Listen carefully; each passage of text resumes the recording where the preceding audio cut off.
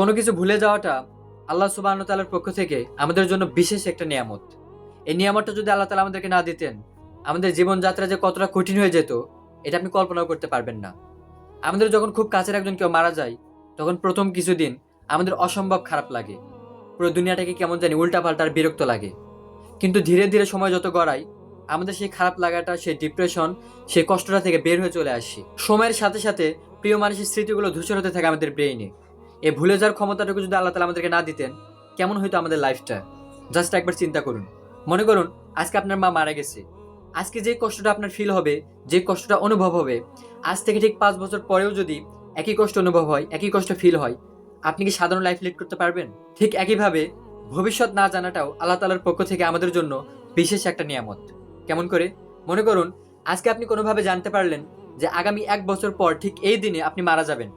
আপনি একবার চিন্তা করুন, এই আজ থেকে নিয়ে আগামী বছরের এই দিন পর্যন্ত আপনি কি সাধারণভাবে বেঁচে থাকতে পারবেন? স্বাভাবিকভাবে জীবনযাপন করতে পারবেন? পারবেন না। এজন্য আল্লাহ তাআলার প্রত্যেকটা কাজ, প্রত্যেকটা জিনিস, প্রত্যেকটা বিষয়, প্রত্যেকটা বস্তু হাকিকত মাহিয়তপূর্ণ। আমাদের লাইফে যেটাই হয় সেটাই আমাদের ভালোর জন্যই হয়। এজন্য কখনই আপনি হতাশ হবেন না, কখনই হাল ছেড়ে দিবেন না।